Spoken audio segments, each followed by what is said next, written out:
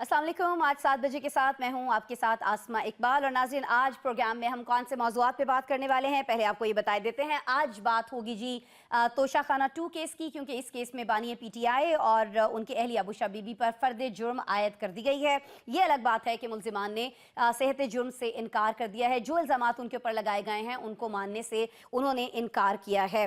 आपको बताएं कि ATC लाहौर में भी जलाओ घेराव केस में शाह महमूद कुरैशी, यास्मीन राशिद समेत जो दीगर रहनुमा हैं PTI के, उन पर भी फर्द जुर्म आयद कर दी गई है। अब देखना यह है कि इन केसेस का जो इख्तिताम है वो किस फैसले पे होता है। तोशाखाना जो केस था, पहला जो केस था, उसमें क्या फैसला हुआ वो तो हम सबके सामने है, लेकिन अब क्या होने जा रहा है इसको लेकर काफ़ी कयास आराइयाँ की जा रही हैं, क्योंकि यही वो केस है तोशाखाना 2 का। और ख़ासतौर पर जब बात की जाती है बुशरा बीबी के हवाले से, तो कहा यह जा रहा था कि जो 26 नवंबर की कॉल दी गई थी, ये इसीलिए दी गई थी कि इन केसेस में जो फैसला ये समझते हैं कि इनके खिलाफ आ सकता है, किसी तौर हुकूमत को प्रेशराइज करके, अदालतों को प्रेशराइज करके इस फैसले से बचा जा सके। लेकिन जी 26 नवंबर की कॉल का क्या हुआ वो हम सबके सामने है। 26वीं आईनी तरमीम जो है, उसके बाद तहरीक इंसाफ की मुश्किलात किस तरह से बढ़ी हैं ये भी हम सभी जानते हैं। लेकिन क्या ये मुश्किलात कम हो पाएंगी? क्योंकि जो दूसरा आज का हमारा टॉपिक है वो यही है कि जो मुफाहमती पॉलिसी है जिस पर तेज़ी से हम देख रहे हैं कि पेशरफ्त हो रही है, इसके बाद क्या रिजल्ट्स जो हैं वो निकल सकते हैं। क्योंकि PTI रहनुमा जो हैं, असद कैसर हैं, अली मोहम्मद खान हैं, बैरिस्टर गौहर हैं, ये स्पीकर कौमी असम्बली से मिले हैं, अयाज सादिक साहब से मिले हैं। और कहना अयाज सादिक साहब से उनसे मुलाकात में ये था कि अगर आप मज़ामत न करें आइंदा, तो फिर जो मुफाहमत की पॉलिसी है उस पर हम बातचीत कर सकते हैं। देख हम ये रहे हैं कि बहुत सारी जो अपनी पेशगी शराइत थी मुज़ाकरात के लिए PTI की जानिब से, जो हमेशा सामने आती रहीं, उनसे PTI काफ़ी हमें पीछे हटती हुई दिखाई दी। लेकिन कुछ और चीज़ें हैं जिनकी डिमांड की जा रही है, जैसा कि ये कि जो 9 मई के जो वाक़यात हैं उनको अब हमारे सामने बार बार न रखा जाए। लेकिन क्या ये मुमकिन हो पाएगा, इस पे भी हम बात करेंगे। और जी आज हमें बात करनी है फजलुर रहमान साहब की, क्योंकि हम जानते हैं कि जमीयत उलमा इस्लाम फ़े के जो सरबराह हैं मौलाना फजलुर रहमान, उन्होंने आज एक इंतहाई अहम प्रेस कॉन्फ्रेंस की है। इस अहम प्रेस कॉन्फ्रेंस में उन्होंने बहुत सारी जहां अहम बातें की, वहां उन्होंने ये भी ऐलान किया है कि उनका उलमा से कोई इख्तलाफ नहीं है, उलमा से उन्हें कोई गिला नहीं, कोई शिकवा नहीं। और साथ ही साथ नाज़रीन फरमाया उन्होंने ये भी है कि उन्हें किसी सियासी जमात से कोई शिकवा नहीं है, किसी सियासी रहनुमा से कोई शिकवा नहीं है, उन्हें सिर्फ एक शख्सियत से शिकवा है, और वो शख्सियत है सदर मुमलिकत जनाब आसिफ अली जरदारी की। ये शिकवा जो है ये सिर्फ बिल पर सिग्नेचर न करने के हवाले से, ये शिकवे शिकायतें कुछ और भी हैं। अंदरूनी खबर क्या है ये जानने की कोशिश करेंगे। मुझे ज्वाइन कर रहे हैं काशिफ रफ़ीक साहब, इस्लामाबाद स्टूडियो से हमारे साथ मौजूद हैं। शराज हसनात साहब वीडियो लिंक पर हमारे साथ हैं। नसीम सिद्दीकी साहब को आप देख पाएंगे जी लंदन से बराह रास्त मुझे ज्वाइन कर रहे हैं। और आज हमें ज्वाइन कर रहे हैं सीनियर तज्जियाकार ताहिर मलिक साहब लाहौर स्टूडियो से बराह रास्त। तमाम साहिबान को वेलकम करते हुए काशिफ रफ़ीक साहब, मैं आपसे आज गुफ्तगू का आगाज़ करना चाहूँगी। लगता है ऐसा है कि ये जो 26 का हिस्सा है काशिफ साहब, ये कुछ रास नहीं आ रहा है। हम 26वीं आईनी तरमीम की बात कर लें, हम 26 नवंबर के एहतजाज की बात कर लें, हम देख रहे हैं कि 26 की तारीखों के बाद ही सारा का सारा मामला जो है PTI के साथ वो उलट होता दिखाई देता है। सर बिस्मिल्लाहिर्रहमानिर्रहीम, 26 का इंसाफ वाकई तहरीक इंसाफ के लिए दर्द सर बन गया। हाँ। कि अगर 26वीं आईनी तरमीम ना होती तो सुप्रीम कोर्ट के चीफ जस्टिस कोई और होते, 26वीं आईनी तरमीम ना होती तो ना ये आईनी बेंच बनता और ना ये मामला तो इस तरह बिहेव करते। फिर ना 24 नवंबर को वो निकलते और 26 नवंबर को इस्लामाबाद आते, ना जिद करते, ना ये मामला इतने संगीन होते कि उसके फ़ौरन बाद रिलीफ लेने की बजाय फ़र्द जुर्म पे फ़र्द जुर्म लगती चली जा रही है। फैज़ साहब पे भी फ़र्द जुर्म आयद हो गई, बानी तहरीक इंसाफ पे भी हो गई, उनकी मेन स्ट्रीम लीडरशिप पे भी हो गई। और तोशाखाना 2 के हवाले से बड़ी कोशिश की बुशरा बीबी ने कि वहाँ पे रोज़ाना जो हेयरिंग होती थी 24 नवंबर से पहले, कभी बीमारी का बहाना, कभी कोई और बहाना, कभी कोई और बहाना, कि किसी तरीके से फ़र्द जुर्म डिले हो जाए। और मैं ये ज़ाती तौर पे समझता हूँ कि ये शायद इसलिए भी किया जा रहा था कि कोई पॉलिटिकल एंगेजमेंट शुरू हो जाएगी, कोई CBMs बहाल हो जाएंगे, कोई गुफ्तगू शुरू हो जाएगी, तो शायद ये मामला जो है वो लिंगर ऑन हो जाएंगे। क्योंकि जिस वक्त बैकडोर डिप्लोमेसी होती है, CBMs होते हैं, तो फिर हमने देखा कि उनके नताइज जो है ना वो अदालतों से निकला करते हैं। वो ऐसे ही नताइज अदालतों से निकला करते हैं जैसे माजी बैद में सज़ाओं के मुकदमात जो है उसमें बरियत होगी मरियम बीबी की, नवाज शरीफ साहब की, ऐसे ही जरदारी साहब की। तो मुझे तो इसमें कोई दूसरी राय नहीं है कि ऐसी जब CBM इनकी कामयाब होगी तहरीक इंसाफ की हुकूमत के साथ या किसी और के साथ, तो फिर उसके बाद ये सारी सज़ाएं, ये सारे केसेस जो से हैं वो चले जाएंगे, ख़त्म हो जाएंगे, लिंगर ऑन हो जाएंगे, ज़मानतें हो जाएंगी। लेकिन CBM बहाल नहीं हुए, जिसकी वजह से मैं समझता हूँ कि फ़र्द जुर्म पे फ़र्द जुर्म लगती चली जा रही है और ये कोई अच्छा साइन नहीं है।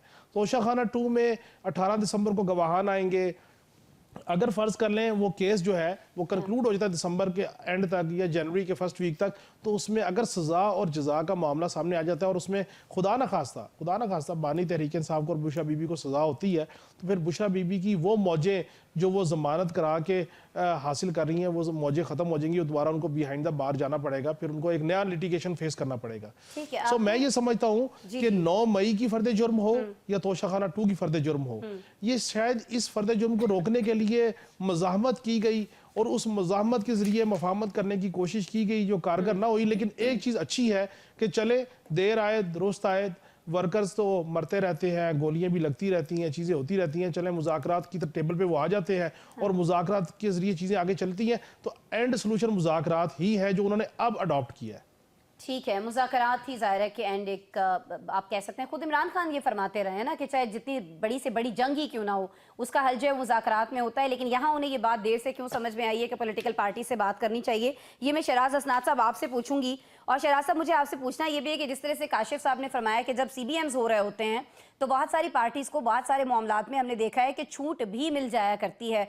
तो अभी भी तो सर ये जो मुफाहमत की पॉलिसी है उस पर हमें गामजन दिखाई देती है। PTI नून लीग के साथ मुज़ाकरात हो रहे हैं या सादिक साहब से मुलाकात हो रही है, मज़ामत न करने की भी बात हो रही है। तो आपको लगता है कि कहीं ना कहीं हम इन अदालती केसेस में रिलीफ मिलते हुए भी देख रहे होंगे सर इन मुज़ाकरात के नतीजे में?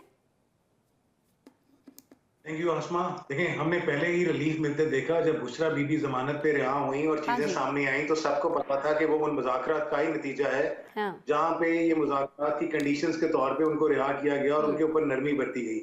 हाँ, उसमें बार बार मैं तो ये कहता रहा हूँ कि मुज़ाकरात हो रहे हैं, कभी सामने बुला के हो रहे हैं, कभी एडमिट करके हो रहे हैं और कभी पीछे हो रहे हैं, जिनको दोनों हरीफ मानने के लिए तैयार नहीं है। अब एक बार फिर से जब ये मुज़ाकरात की बात की जा रही है तो ये क्लियर है कि मुज़ाकरात को अब आहिस्ता आहिस्ता डिस्क्लोज किया जा रहा है, क्योंकि अब मुज़ाकरात को डिस्क्लोज करना PTI के हक में है। और PTI के हक में इस तरह है कि PTI ने जो पहले मुज़ाकरात की आड़ में जो खिलाफ वर्जियां की थी और जिस तरह से वो धरना और सारा कुछ मार्च निकाला गया, उसकी वजह से इनकी मुश्किलात में इजाफा हुआ था।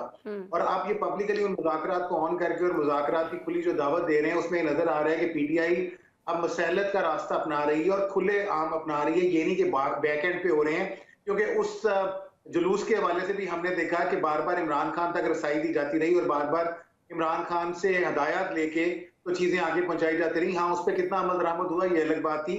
तो मुज़ाकरात एक अच्छी बात है। और हाँ, सबसे अहम बात यह है कि मुज़ाकरात पार्लियामेंट के लेवल पे हो रहे हैं। इससे पहले जो मुज़ाकरात हो रहे थे वो A के B के साथ, B के C के साथ और फिर C के A के साथ हो रहे थे, तो कहीं पे चीजें समझ नहीं आ रही थी कि मुज़ाकरात कर कौन रहा है, उसको लीड कौन कर रहा है, उसका आउटकम क्या है। मामला बार बार अभी कौन कर रहा है शहराज साहब मुज़ाकरात? किसकी बात सुनी जाएगी, किसकी जानिब से मुतालिबात सामने रखे जाएंगे सर? अब तो पार्लियामेंटेरियंस हैं। व्हाइल मीटिंग याद Sadiq is all about the parliamentarians. लेकिन सर पार्लियामेंटेरियंस को भी तो पार्टी के अंदर से कोई हिदायत दी जाती होंगी ना अपनी पार्टी के लोगों को पार्लियामेंट भेजने से पहले।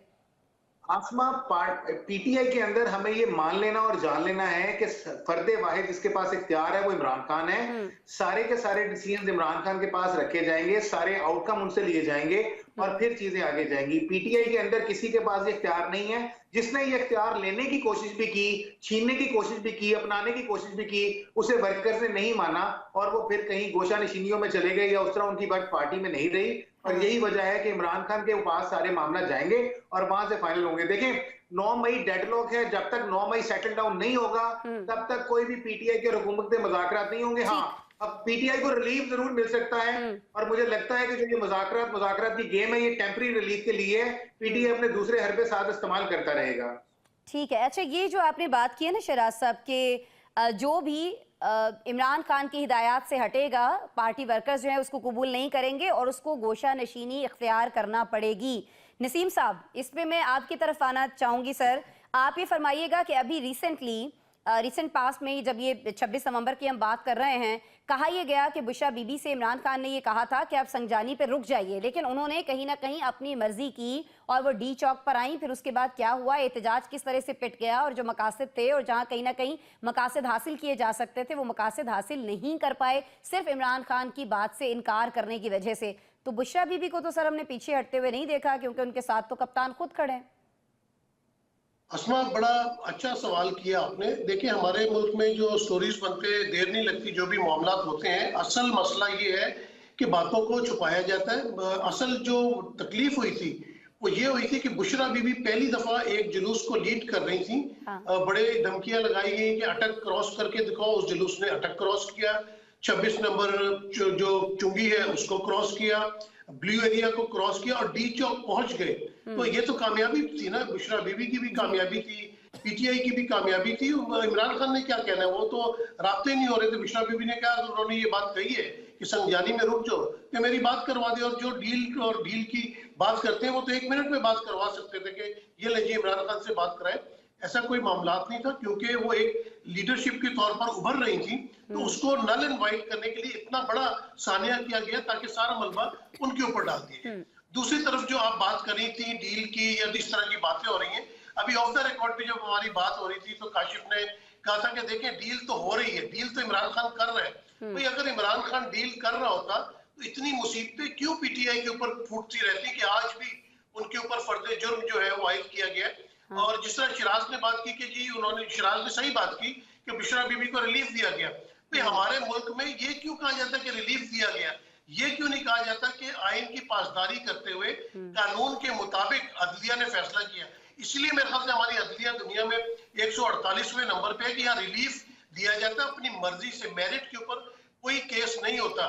सर लेकिन ऐसा शराज साहब के कहने की वजह से तो नहीं है ना, जिस नंबर पे वो है कुछ ना कुछ चीजें तो ऐसी हैं ना जिस वजह से वो इस नंबर पे है। सर सारा शराज साहब पे ना डाल देना कि वो ऐसे कह रहे हैं, वो तो वो कह रहे हैं जो होता रहे यहाँ पे। उसकी वजह मैं बता देता हूँ अस्मा, कि जब जरदारी साहब के ऊपर फेक अकाउंट केस बना था तो वो कोई पीटीआई ने नहीं बनाया था, बल्कि स्टेट बैंक ने कंप्लेंट की थी नेशनल बैंक को, और फिर जो उस वक्त के वजीर दाखिला थे चौधरी निसार, उन्होंने एक्शन लिया। तो बहुत बड़ी गड़बड़ जो है वो अकाउंट्स में अरबों खरबों की नजर आई थी। कोई पापड़ वाला था, लेकिन जरदारी साहब ने तो टीवी पे आके कहा है कि जी वो अकाउंट अगर खोले तो फिर खोले, आपने जो करना है कर लें और आप देख लें कि आखिर में क्या हुआ। आपको उनको सदर मुमलिकत बनाना पड़ा। और फर्द जुर्म की क्या अहमियत है, शहबाज शरीफ के ऊपर मनी लॉन्ड्रिंग केस में फर्द जुर्म आयद होनी थी, फर्द जुर्म आयद होने के बजाय वो वजीर आजम का हल्फ उठा रहे थे। तो हमारे मुल्क में मॉकरी ऑफ लॉ है, हर चीज का मजाक बनाया हुआ है। एस्टेब्लिशमेंट इतनी पावरफुल है कि उनके वो तजुर्बात करते रहते हैं, उनके तजुर्बात नाकाम भी होते रहते हैं। तो सर पॉलिटिशियंस क्यों पावरफुल नहीं हो जाते? ताहिर साहब मैं आपकी तरफ आऊंगी, मुझे बताइए कि एस्टेब्लिशमेंट पावरफुल है, एस्टेब्लिशमेंट पावरफुल है, एस्टेब्लिशमेंट ने ये कर दिया, एस्टेब्लिशमेंट ने वो कर दिया, ये जिनके जरिए करवाया जाता है सर वो क्यों नहीं पावरफुल हो जाते? अब तो पीटीआई मान गई है ना कि चलें जी हम मुज़ाकरात करते हैं। अब तो नून और पीपी ने भी ये कह दिया है कि हम आपसी इख्तलाफात जो हैं वो भुला के एक दूसरे का साथ देंगे। तो ये सारे सियासतदान एक जगह पे बैठ के खुद ये क्यों डिसाइड नहीं कर लेते कि जी हमने कहीं से भी इंस्ट्रक्शंस नहीं लेने, उनको फॉलो नहीं करना है, हम अपने तरीके से चलाएंगे मुल्क को, जिस तरह से एक बनता है मुल्क का चलाया जाना? सर देखिए, ये मेरा ख्याल है ये अनफेयर बात है। पॉलिटिशियन के पास एक ओपिनियन है, एक कम्युनिकेशन है। ठीक, पॉलिटिशियन के पास 33 इंटेलिजेंस एजेंसीज नहीं है, उसके पास अरबों रुपए की स्टैब्लिशमेंट नहीं है। आप जिसको स्टैब्लिशमेंट बोलते हैं, अगर उसकी सिर्फ आर्मी पे शुरू करें तो उनके पास कुछ 7-8वीं बड़ी, आपके पास दुनिया की 5वीं बड़ी आर्मी है। आपके पास मेरा 100 से ज्यादा तो एटम बम है। फिर अगर आगे चलें तो मेरा कहने का मतलब है पॉलिटिशियन के हाथ में है क्या? आपने 76 ईयर्स में पॉलिटिकल नर्चरिंग ही नहीं होने दी। एस्टेब्लिशमेंट का काम तो ये था कि पाकिस्तान जब बना था तो आप सियासतदान को उसके पौधे को पानी देते, उसको बड़ा करते। आपने क्या किया? आपकी एस्टेब्लिशमेंट थ्रू आउट अदालतों से जो आप कर रहे हैं, पॉलिटिक्स पाकिस्तान में ला रहे हैं। मेरी पैदाइश से पहले या मेरी पता नहीं मैं पैदा हो गया था, मुझे याद नहीं, अगरतला केस हुआ था शेख मुजीब पे कि जी आप गर्दार है। हमने पहली पॉलिटिकल लड़ाई नहीं की, हमने शेख मुजीब को सियासी तौर पे नहीं मारा। अदालत ने कहा तुम गर्दार हो, उसने बांग्लादेश बना दिया और वो प्रेसिडेंट बन गया। फिर जुल्फकार अली भुट्टो आया, पाकिस्तान की तारीख का सबसे पॉपुलर वजीर आजम। हमने कहा तुमने कत्ल किया, 302 तुम पे लगेगी, अब तुम्हें फांसी देंगे। हमने उसको फांसी दे दी, उसकी भी सियासत खत्म नहीं हुई। फिर हमने गिलानी को नॉकआउट किया, वो भी उसकी भी सियासत खत्म नहीं हुई। फिर हमने नवाज शरीफ को निकाला अदालत से, फिर भी उसकी सियासत खत्म नहीं हुई। अब हम इमरान के पीछे पड़े हुए हैं। तो हमने 76 ईयर में कुछ नहीं सीखा। हम अदालतों से सियासी लड़ाइयाँ लड़े हैं और ये कुछ भी नहीं होना। आपका जो सवाल है ना इमरान के हवाले से, वो एक पॉलिटिकल सवाल है। इमरान की पॉलिटिकल डेथ होनी चाहिए। मैं डेथ से मुराद अल्लाह माफी दे वो वाली नहीं बात कर रहा। अगर इमरान को आप वोट से जब तक नहीं मारेंगे तो ये तरीका ही ठीक नहीं है। दुनिया की किसी सियासत में अदालतों का इस तरह रोल नहीं है। मैंने आपको 4 इतनी बड़ी पाकिस्तान की पॉलिटिकल पर्सनैलिटी के नाम बताए, सबको आपने अदालतों से मारा है। तो भी सीधी बात है, आप इलेक्शन कराएं, आप वहां से मारे ना। जिस दिन आप वोट से मारे जाएंगे वो आपकी पॉलिटिकल डेथ होगी। भुट्टो आज भी जिंदा है। मेरी जनरेशन में टीनेजर भी नहीं था, मुझे भुट्टो से दिमाग से नहीं निकला। अपना 2016 में आपने नवाज शरीफ को निकाला, वो बड़ी बड़ी आपने बातें की। नवाज शरीफ फिर इस वक्त बैठा, उसका भाई हुकूमत कर रहा है। तो मेरा लिए हम सीख नहीं रहे, हम बार बार अदालतों से जाके पॉलिटिकल लड़ाई लड़ रहे हैं। इससे कुछ नहीं मिलेगा। पाकिस्तान बल्कि एक जमूत का शिकार हो गया। ठीक है, लेकिन ये जो मुज़ाकरात हो रहे हैं सर, इस पे भी हम बात करेंगे कि इनसे कुछ निकलेगा या नहीं निकलेगा, क्योंकि नाज़रीन हम सभी जानते हैं कि ये जो मुज़ाकरात हो रहे हैं इनफैक्ट इनके अंदर हो क्या रहा है, इंस्ट्रक्शंस कहाँ से आ रहे हैं हुकूमती पार्टी को, क्यों पीटीआई जो है ये मुज़ाकरात करने पे मजबूर हुई है। मेरे ख्याल में प्रोग्राम में एक ब्रेक शामिल कर लेते हैं और ब्रेक के बाद जब हम मिलेंगे तो ये जो इन दिनों हम देख रहे हैं कि मज़ामत के बाद मुफाहमत की गूंज हमें सुनाई दे रही है शहर इक़्तिदार में, इस पर बात करेंगे। पैनलिस्ट हमारे साथ मौजूद हैं, आप भी रहिएगा मौजूद। वेलकम बैक जी। ब्रेक पर जाने से पहले ताहिर मलिक साहब की गुफ्तगू आप सुन रहे थे। ताहिर मलिक साहब ने कहा कि जब तक ये जो पॉलिटिशियंस हैं ना ये मिलकर नहीं बैठते हैं, आपसी मुफाहमत इनमें नहीं होती है, तो ये जो इस्टेब्लिशमेंट के बारे में यहाँ पर बहुत सारी बातें सुनने में आती रहती हैं, ये आइंदा भी बहुत सारे बरसों तक सुनी जाती रहेंगी। लेकिन अब मामला ये है नाज़रीन कि ये जो मुफाहमत की गूंज हमें सुनाई दे रही है, इसमें कौन कहाँ शामिल है, हुकूमत के पास इख्तियार कितना है ये मुज़ाकरात करने का, और हुकूमत के पास इख्तियार कितना है पीटीआई के बहुत सारे मामलात और ख़ास तौर पर जिनके तहफ़्फ़ुज़ात हैं उनको दूर करने का। काशिफ साहब, मैं आपकी तरफ आना चाहूँगी। काश ये मुज़ाकरात जो हैं ये उसी तरह के मुज़ाकरात होते जिस तरह के मुज़ाकरात की बात आप अक्सर मेरे प्रोग्राम में करते हैं कि जी मुख्तलिफ़ सियासी जमातें जो हैं वो अगर आपस में बैठ जाएं, इशू कहाँ पे है उसका तयन कर लें और फिर उस इशू को हल किस तरह से करना है ये समझ जाएं, तो सारा का सारा मामला, सारे के सारे मसाइल जो हैं ख़त्म हो सकते हैं। लेकिन ये जो मुज़ाकरात हो रहे हैं सर, ये हमें पता है कि क्यों हो रहे हैं और ये असल में मुज़ाकरात किन से हो रहे होंगे। बज़ाहिर तो मैं आगे नून लीग दिखाई देती है, पीछे कौन है ये मुझे भी पता है, आपको भी और नाज़रीन को भी। देखिए आसमा, ये बात बिल्कुल ठीक है कि जब तक 9 मई का मामला सेटल नहीं होगा, माफ़ी या नहीं होगी, मुज़ाकरात कंक्लूड नहीं होंगे। लेकिन सवाल ये है कि मुझे तो उस दिन का इंतज़ार है जिस दिन ये सारे सियासतदान बैठ के कम अज़ कम एक नुक्ते पे एग्री कर जाए कि हुकूमत जिसकी भी हो, जिसके सूबे में हो, तमाम सियासी जमातें हुकूमत में है, सूबे में है या मरकज़ में है, हम अपने अपने सूबों में बलदियाती इंतखाबात करवाएंगे, फिर ही जमहूरियत की आबियारी होगी ना, फिर ही सियासतदान मजबूत होंगे। क्या इस्टेब्लिशमेंट ने मना किया कि बलदियाती इलेक्शन ना करवाएं? क्या इस्टेब्लिशमेंट इसमें रुकावट है? नहीं। अगर आप इस इस्तदलाल को लेके आते हैं कि अदालत इंसाफ की मबनी बुशरा बीबी को उन्होंने ज़मानत दी है, तो फिर आप इस इस्तदलाल को भी एडमिट कीजिए कि शरीफ ख़ानदान, जरदारी ख़ानदान समेत जिसको अदालतों ने रिलीफ दिया वो इंसाफ के तकाज़ों के मुताबिक दिया, किसी इस्टेब्लिशमेंट ने पीछे से डील नहीं की। या आप इस तरफ इस्तदलाल देंगे या इस तरफ इस्तदलाल देंगे। आप अगर ये बात कहते हैं कि कुल्लुहुम इख्तियार बानी तहरीक इंसाफ के पास है, तो फिर जो वर्कर जख्मी हुआ, जो भी वर्कर शहीद हुआ, जो यूनिफॉर्म ऑफिसर शहीद हुआ, उसका खून, उसका जख्मी होने का कसूरवार बानी तहरीक इंसाफ है। वो नहीं है जिन्होंने गोली चलाई सर, फिर आप इस इस्तदलाल को मानिए ना कि आपने यहाँ पे चीजों को लेके आए। अब आपने अपनी तमाम हरबे इस्तेमाल कर लिए, 24 नवंबर कर लिया, हर चीज कर ली, उसके बाद आप कह रहे हैं हम मुज़ाकरात करने को तैयार है। किन से? फार्म 47 वालों से भी करने को तैयार है, हम पावर कॉरिडोर से भी करने को तैयार है। इसी बात के ऊपर तो हम रोना रो रहे हैं कि भाई जिस वक्त आपने असेंबलियां डिसॉल्व की थी, पार्लियामान में मुज़ाकरात हो रहे थे, पीडीएम के लोग मुज़ाकरात कर रहे थे, वहां से बैकआउट किया था तहरीक इंसाफ ने, ये रिकॉर्ड का हिस्सा है, इसमें मैं कोई एग्जेजरेट नहीं कर रहा। तो अब अगर आप मुज़ाकरात करना चाह रहे हैं तो आप पहले उसकी हैसियत को तस्लीम करेंगे तो मुज़ाकरात करेंगे। पहले आप तस्लीम करें कि शहबाज शरीफ वज़ीर आज़म है, आप तस्लीम करें ये पार्लियामान है, आप तस्लीम करेंगे तो फिर मुज़ाकरात करेंगे। अगर आप तस्लीम नहीं करेंगे तो आपके मुज़ाकरात क्यों किसी से भी बात करने के लिए पहले उसको नीचा दिखाना जरूरी है? नीचे दिखाने की बात नहीं है। बात यह है कि ये एक सेट पैटर्न है पाकिस्तान की सियासत का कि जिस वक्त आप हुकूमत में होंगे आप कहेंगे हम और इदारे एक पेज पे, जब आप बाहर निकलेंगे तो फिर आपकी तहरीक की आवाज गूंज के आएगी, क्यों निकाला, मुजामत होगी तो मफामत होगी। ये किसके इस्तदलाल थे? ये नवाज शरीफ साहब और मरियम बीबी के इस्तदलाल थे। अब अगर ये भी मुजामत करने के बाद मुज़ाकरात पे आ रहे तो मैं कहता हूँ चले अच्छी बात है, आ गए। अब आप मुज़ाकरात कीजिए, पार्लिमान से रास्ता निकलेगा। ये पार्लिमान पे आपको एतराज है या नहीं है, आपको यहीं से रास्ता मिलेगा। डील होगी तो ढील होगी, ना डील होगी तो ना फिर ढील होगी। अब इस बात को मानने को तैयार नहीं। अब फंस कहाँ पे गई है तहरीक इंसाफ? फंस इस जगह पे गई है कि आपने 2.5 साल आज़ादी, डट के खड़ा है कप्तान, फला आर्गूमेंट आपने दिया। अब आप अपने वर्कर को क्या मुंह देंगे? कैसे उनको फेस करेंगे? अच्छा, अगर बुशरा बीबी से सारे डी चौक पहुंच गए थे तो मुझे आप सिर्फ ये बताइए, डी चौक से फिर भागे क्यों? फिर अपने वर्कर को साथ क्यों नहीं लेके गए? जवाब दिया है ना उसका। नसीम साहब, मैं आपकी तरफ आऊंगी। बुशरा बीबी साहिबा ने उसने जो मीडिया से गुफ्तगू किया है, काशिफ साहब जवाब दे तो दिया, उस पर आ जाएंगे, दोबारा बात करते हैं। नसीम साहब, मैं आपकी तरफ आऊंगी। ये जो भी काशिफ साहब फरमा रहे थे कि जी कहीं ना कहीं आपको एडमिट करना पड़ेगा कि आपसे गलतियां हुई हैं, लेकिन हमें ये दिखाई दे रहा है कि पीटीआई तो अभी भी बज़िद है कि जी हर मामले पे बात कर लेंगे कि, लेकिन अभी ये जो 9 मई वाली चीज़ है ना, इसको निकाल दें तो सर फिर से डेडलॉक आ सकता है इसको लेके, क्योंकि असल तो मसला ही 9 मई का है ना सर। जी बिल्कुल अस्मा, इसमें डेडलॉक आ सकता है, आएगा, क्योंकि जिस तरह काशिफ बात कर रहे थे ना, जी सर, बात ये कि एक के घर चोरी हो गई है और चोर जो है वो एसएचओ और चोर मिले हुए आपस में। तो एसएचओ कह रहा है कि पहले तो तुम इस बात से इनकारी हो जाओ ना कि तुम्हारे घर चोरी हुई है, ये चोरी का माल तुम्हें मिलेगा नहीं वापस। एक तो ये बात तुम मान लो, दूसरा तुम इस चोर के साथ बैठ के ना डील कर लो आपस में। तो झगड़ा इसी बात का चल रहा है कि इमरान खान कहता है भाई मेरा मैंडेट वापस करे।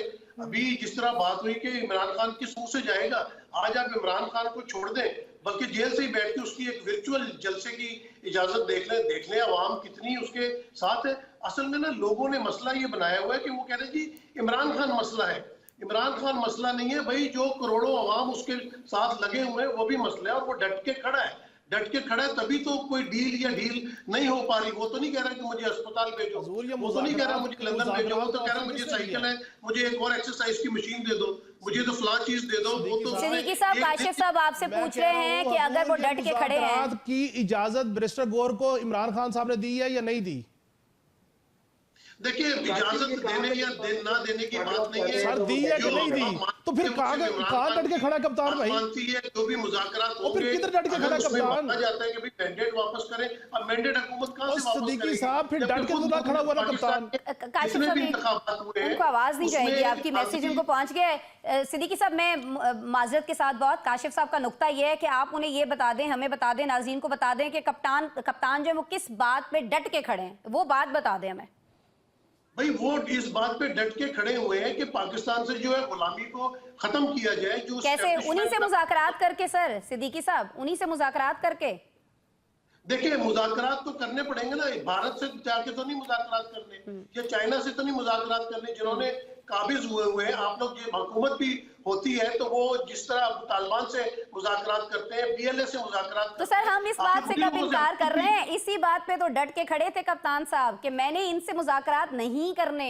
ये तो काशिफ साहब आपसे फरमा रहे हैं, अर्ज कर रहे हैं कि देखें जी, पहले तो वो इस बात पे डटे हुए थे कि मैं किसी से भी मुज़ाकरात कर लूंगा, इन चोरों से मुज़ाकरात नहीं करूंगा। सर अब आप फरमा रहे हैं कि मुज़ाकरात तो तालिबान से भी हो रहे हैं। तो अभी भी उन चोरों के साथ मुज़ाकरात नहीं कर रहे हैं। अगर पार्लिमानी लीडर्स हैं, उन्होंने कोई कमेटी बनाई, उस कमेटी का आप हशर भी देख लीजिएगा। डट के वो इस तरह खड़ा है कि वो जेल से निकलने के लिए कोई डील नहीं कर रहा है कि मुझे जेल से निकाल दो, मुझे जेल से बाहर कर दो, तो मुझे फला फैसिलिटीज दे दो। वहां पे बैठा हुआ है, आपने उसको काल कोठरी के अंदर रखा है, वो डट के वहां बैठा हुआ है। वो कोई नहीं रो रहा कि मेरे प्लेटलेट्स गिर गए हैं या मुझे अब ज़ियाउद्दीन अस्पताल पहुंचा दिया जाए। वो कोई इनके साथ, हुकूमत के साथ मुज़ाकरा नहीं कर रहा है। वो यही कहता है कि जो ताकतवर हल्के हैं, जिन्होंने पाकिस्तान के अंदर ये सारे मामला जिनके वजह से हुए, मैं उनसे ही बात करूंगा, क्योंकि सबको पता है कि ताकत का सर चश्मा कहते तो अवाम है, लेकिन ताकत का सर चश्मा तो इस्टेब्लिशमेंट है, जो सुप्रीम कोर्ट की बात नहीं मानती, जो लोअर कोर्ट्स की बातें नहीं मानती, किसी भी लॉ को नहीं मानती,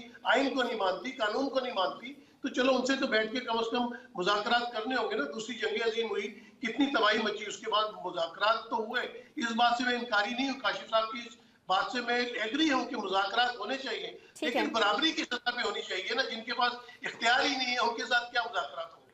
शराज साहब, आपकी तरफ मैं आऊंगी, और मैं ये समझती हूँ कि जो काशिफ साहब ने सवाल किया था ना नसीम साहब से, उसका नसीम साहब को जवाब ये देना चाहिए था कि जी आसमा साहिबा, आपसे किसने कहा है कि मुज़ाकरात जो है वो इन चोरों से हो रहे हैं या मुज़ाकरात जो हैं, ये चोर तो वो कहते थे ना, मैं नहीं कह रही हूँ, ये भी मैं क्लियर कर दूं। इमरान खान साहब जिनको कहते थे वो ये कह सकते थे नसीम साहब के देखें जी, पता आपको भी है, नाजरीन को भी है कि ये मुज़ाकरात असल में हो किन से रहे हैं। तो मुज़ाकरात तो शराज साहब उन्हीं से हो रहे हैं जिनसे इमरान साहब कहते थे तय तो उन्होंने ही करना है सर अब भी।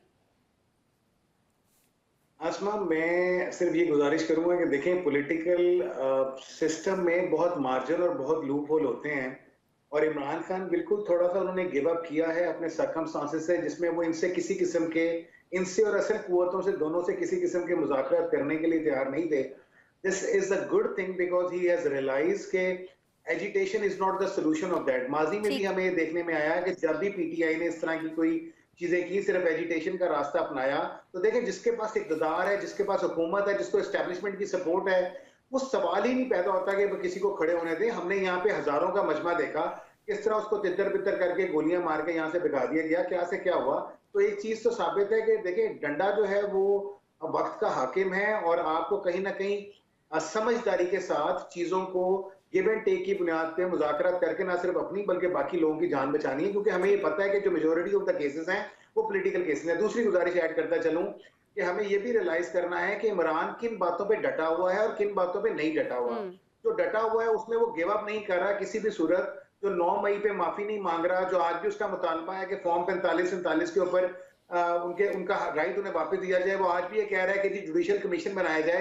तो ये वो सारी चीजें हैं जहाँ पे वो गिव अप होने के लिए तैयार नहीं है। गिव अप या डट के हटने से मुराद सिर्फ ये नहीं है कि वो इस चीजों से विड्रॉ कर गया है कि जो उसका मैंडेट छीना गया है उसको वापस दिया जाए, नहीं, वो इससे वापस नहीं जा रहा। तो यहाँ पे जो मुज़ाकरात हो रहे हैं वो इन्हीं सिनेरियोज पे हो रहे हैं कि किस तरह से पीटीआई को सांस लेने का मौका मिल सकता है, और वो पीएमएलएन डेफिनेटली फोर फ्रंट पे है। और हमने ये देखना है कि ये माजी में पीएमएलएन के साथ भी ये सारी चीजें हो चुकी हैं। सर जी, बहुत माजरत के साथ शराज साहब, फिर मुझे ये समझा दीजिए कि अगर पीटीआई इन बातों से पीछे नहीं हटती है तो फिर ये हुकूमत कुछ उसके साथ आगे चल सकती है, ये सारे मुतालिबात उनके मद्देनजर रखते हुए? देखिए आसमा, पहले भी रिलीफ दिया गया और पहले भी पीटीआई के पास विन विन सिचुएशन थी, जो मैंने पहले गुजारिश की कि बुशरा बीबी बाहर निकली। अभी भी सूरत हाल आगे की तरफ जा रही है। मैं नसीम साहब की इस बात से इत्तेफाक करूंगा कि फर्द जुर्म लगने के बाद भी ये जरूरी नहीं होता कि सजा हो जाए। Things are going in a better direction. PTI को अगर सांस लेने का मौका मिल जाएगा, और ये मुज़ाकरात उनके पास एक लास्ट ऑप्शन है, अगर सांस लेने का मौका मिल जाएगा तो फिर उनके पास और चीजें करने का मौका भी मिलेगा, और वो कहीं ना कहीं अपनी बात को आगे पहुंचा सकेंगे, बता सकेंगे, अपने वजूद को साबित कर सकेंगे पार्लियामेंट की वजह से। ठीक है, ताहिर मलिक साहब, आपकी जानिब आना चाहूंगी। आप ये फरमा दीजिएगा कि एक मौका, मैं ये नहीं कहूंगी कि मौका मिला है, बल्कि मैं लफ्ज़ इस्तेमाल करूंगी मौका देने का। ये जो एक और मौका दिया जा रहा है पीटीआई को कि ठीक है, आप अपना वजूद जो है वो बरकरार रख सकते हैं, आप ज़रा, आपको सांस लेने का मौका दिया जा रहा है, तो आपको लगता है कि ये मौका जो है ये फ़ायदेमंद साबित होगा, सूरत हाल इस जानिब जाएगी कि कुछ बेहतरी आ सके सर पीटीआई के लिए? देखिए जी, पहले तो मुज़ाकरात ना हो सकते हैं, ना कुछ उससे निकल सकता है। अच्छा। तो मुस्लिम लीग नून है और पीपल्स पार्टी, वो आप हम चारों पांचों से ज्यादा समझदार हैं। जो असल फड्डा है वो तो 9 मई है। वो मुझे मेजर जनरल, अब वो लेफ्टिनेंट जनरल हो गया, मुझे जनरल शरीफ याद है जब 9 मई को भी, या 12 या 13 मई को उन्होंने प्रेस कॉन्फ्रेंस की थी, तो उन्होंने कहा था, मैं बात कर रहा हूँ, वो पाक फौज के तर्जमान है, कि ये दिन हम याद रखेंगे और इस दिन का आपको साथ देना पड़ेगा। फिर इस साल जब 9 मई है, आपको याद होगा, उन्होंने 2 साल में, ये मतलब मई में फिर उन्होंने एक प्रेस कॉन्फ्रेंस की, and he repeated the same thing. तो मुस्लिम लीग नून और पीपल्स पार्टी को पता है कि हमने आराम से सुकून से हुकूमत करनी है, अपने काम करने हैं, गैर मुल्की दौरे करने हैं, फौज जाने थे, इमरान जाने। वो इतना बेहतरीन उनके लिए सिनेरियो, वो पागल है निगोशिएट करेंगे, इसलिए करेंगे आओ कि तुम आके पावर ले लो। हाँ, निगोशिएशन किस भी हो सकती है, निगोशिएशन होगी ह्यूमिलिएशन पे, कि इमरान खान माफी मांगे कि मैंने 9 मई को जो किया बड़ा ज्यादती की, मैंने पाकिस्तान फौज की बेइज्जती की, मैं माफी मांगता हूँ, और उसका फायदा वो ये लेंगे कि आप पीटीए से भी बाइंडर्स हो जाए। और इमरान की स्ट्रेंथ क्या है, इमरान की पॉपुलैरिटी है मौला जट के हाथ में गंडासा होता है, वो चौधरी से लड़ता है। तो जिस दिन उसने चौधरी से माफी मांगी तो जो करोड़ों की उसकी पॉपुलैरिटी वहां से भी गया, तो वहां तो पहले जूते पड़े हैं। तो I think Imran has absolutely nothing in the negotiation. Imran को इसी तरह आकड़ के जो आराम से सुकून से जेल में रहना पड़ेगा, मैं कोई नहीं देखता। ये बड़ी विन विन सिचुएशन है पीपल्स पार्टी के लिए और नून के लिए। वो तो सुबह दोपहर शाम खाने से पहले, खाने के बाद शुक्र अदा करते हैं कि 9 मई हो गया है, हमारी खैरियत ही है। उनकी तो मौजें हैं सारी, कौन सी निगोशिएशन, क्या निगोशिएशन होती है, कुछ लो और दो। वो पागल है, अपनी अपनी हुकूमतें दे दे, 45 फार्म के चक्करों में फंस जाए। वो कहते हैं जी नहीं नहीं नहीं, आपने पाकिस्तान की रियासत को छेड़ा, इसका जवाब दे। तो ये तो सीधी सीधी 2-2-4 है। मेरा नहीं ख्याल कि कोई निगोशिएशन हो सकती है और कामयाब हो सकती है। No, absolutely not. मुझे मौका दें अगर एक जी जी सिद्दीकी साहब। बड़ी बेहतरीन बात की है ताहिर मलिक साहब ने। डेफिनेटली तजुर्बा भी है और लाहौर में रह के इतना कुछ देखा भी है। बात ये है कि जो इमरान खान की सियासत है ना, वो खत्म नहीं होगी। इमरान खान कहते हैं ना कि इमरान खान रहे ना रहे, अल्लाह ताला उसको जिंदगी दे, लेकिन उसने अवाम में एक शऊर डाल के उनको खड़ा कर दिया कि आपने अपोजिशन की सियासत करनी है और आपने लड़ना है।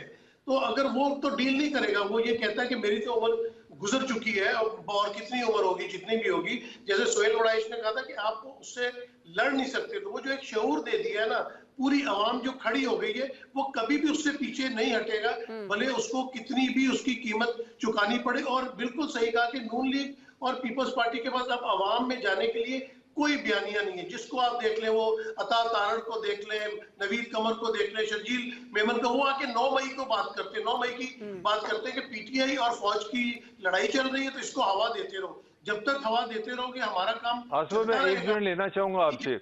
जी जी सर, ये नसीम साहब कंप्लीट कर ले तो फिर मैं मैं आपकी एक तरफ मिनट आ लेना रही चाहूंगा। ये जो बात सिद्दीकी ने की है ना, जी मेरी सर। जनरेशन में मैं बहुत छोटा था, भुट्टो ने भी यही अवेयरनेस दी थी, तो उसका नतीजा हुआ मैं 40 साल में समझ आई कि पावर पावर ही है। तो इमरान के साथ टाइम नहीं है, ही 70+।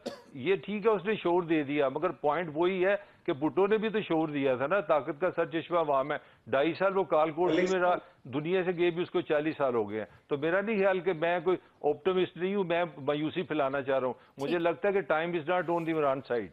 ठीक है। अच्छा, ये जो बात ताहिर साहब ने की, ताहिर मलिक साहब, इमरान खान की फैमिली की अगर आप हिस्ट्री देख लें तो वहाँ माशाल्लाह लोगों ने, जो मर्दों ने ना 90-95 साल की उम्र पाई है, और जिस तरह खान साहब अंदर भी बैठ के एक्सरसाइज कर रहे हैं, मैंने लगता है 100 साल तक कितने नहीं जाना।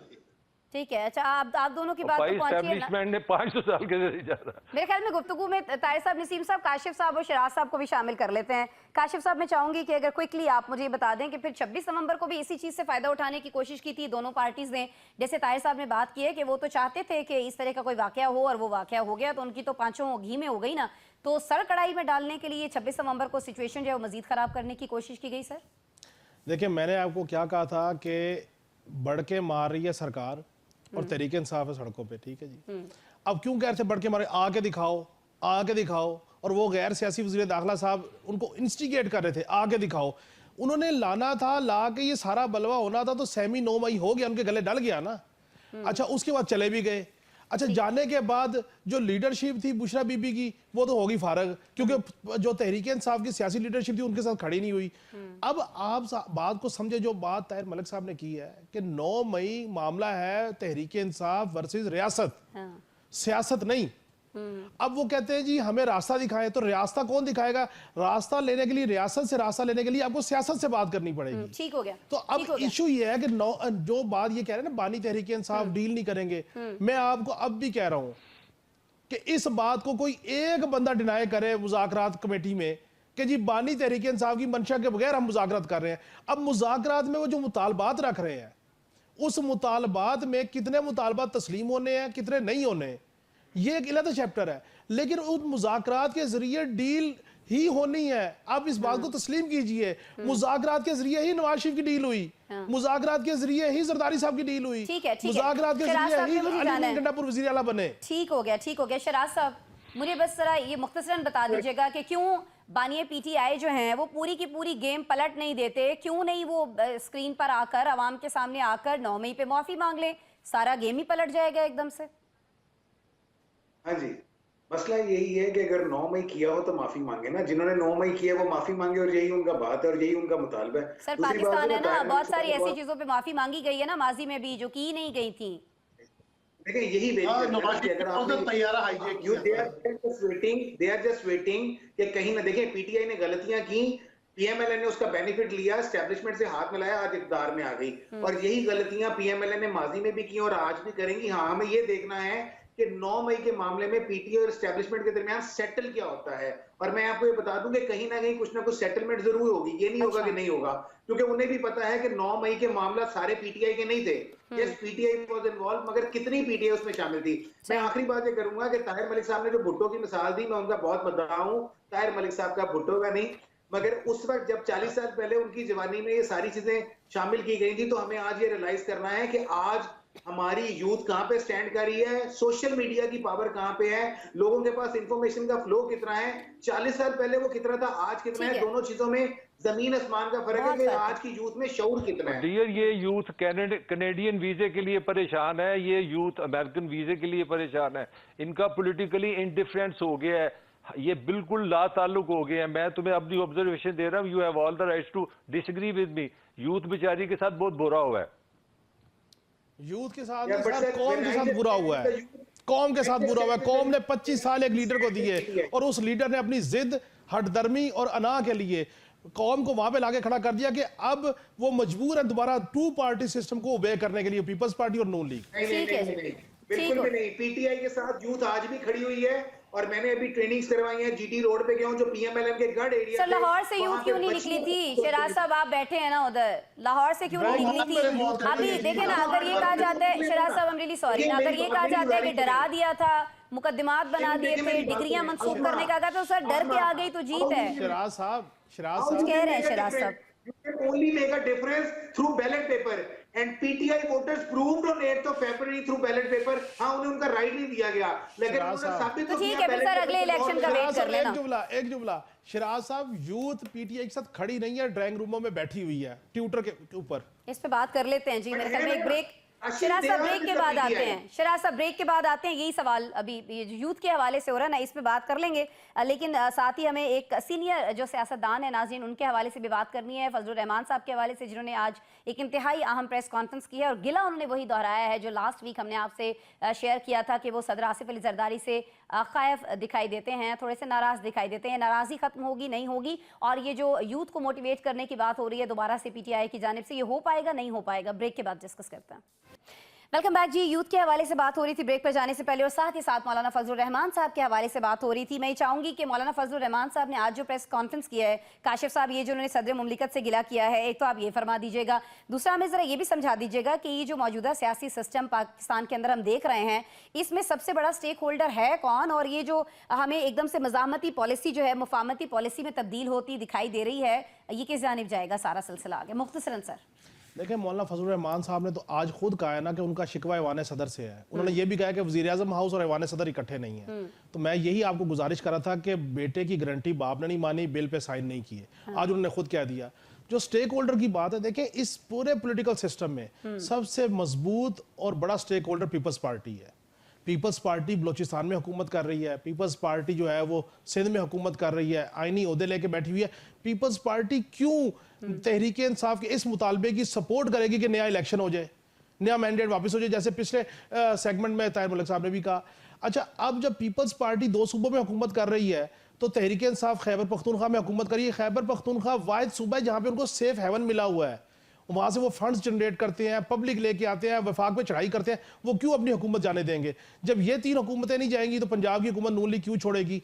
मसला ये है कि जो खेलने का मार्जिन है ना, प्ले ग्राउंड जो है, प्ले ग्राउंड सिर्फ वफाक की हुकूमत है, और वफाक में तब्दीली उसी सूरत आएगी जब पीटीआई अपना मैंडेट ब्लैंक चेक की सूरत में पीपल्स पार्टी को देगी।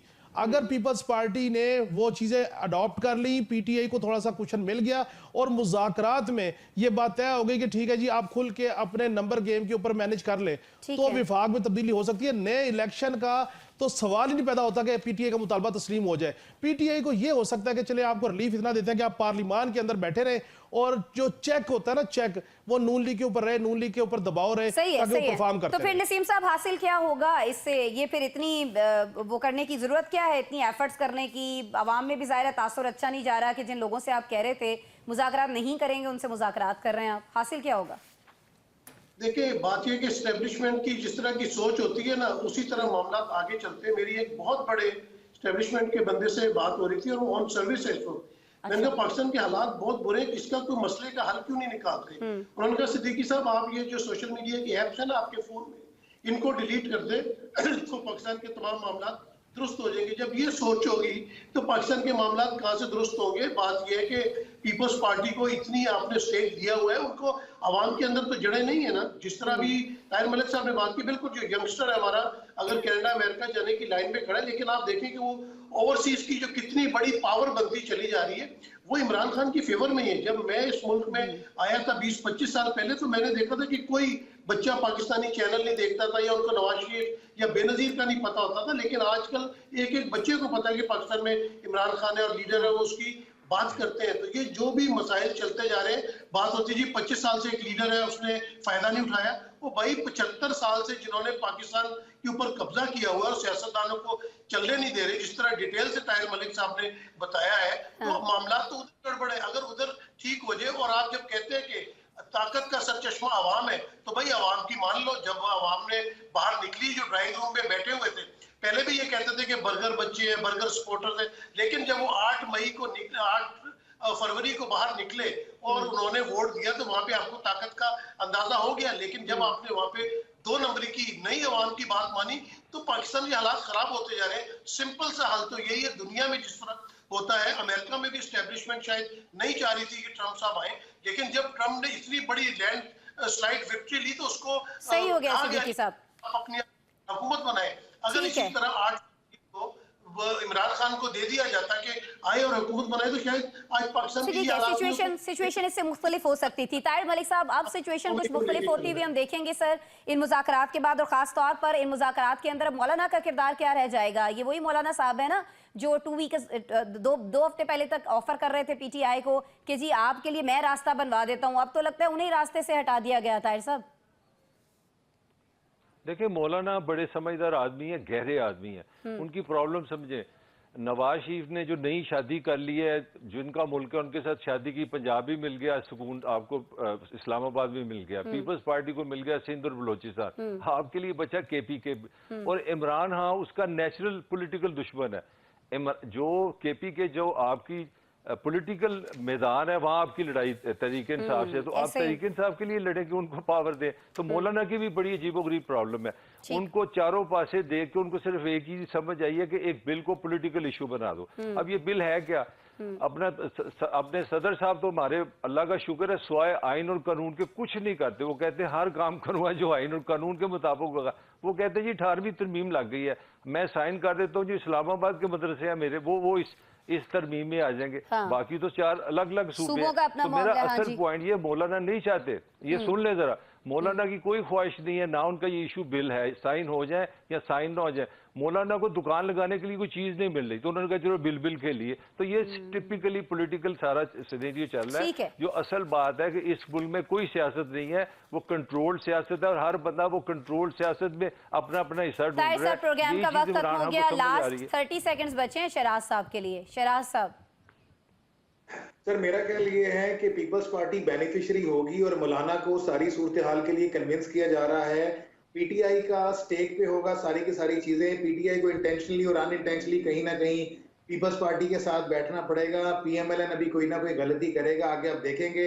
एस्टैब्लिशमेंट जो चाहता था उनसे तरमीम कराना, वो उन्होंने करवा ली है। अब आगे ये ऊंट किस करवट बैठता है, उसमें मौलाना का बड़ा इंपॉर्टेंट रोल होगा, और पीपल्स पार्टी और पीटीआई को मौलाना ही बिठाएंगे, चाहे उसमें थोड़ा सा उन्हें केपी पे कंप्रोमाइज करना पड़े और बलोचिस्तान या कहीं और जाना पड़े। सही हो गया। आप मौलाना का किरदार जो है वो भी अहम देखते हैं पाकिस्तान की सियासत में। इस पे आइंदा आने वाले प्रोग्राम्स में यकीनन बात होती रहेगी। आप तमाम साहिबान का बहुत शुक्रिया। नज़ीर, आपने प्रोग्राम देखा, आपका भी बहुत शुक्रिया। मंडे को आपसे दोबारा मुलाकात होगी। अपना बहुत सारा ख्याल रखिएगा। अल्लाह ने के बाद।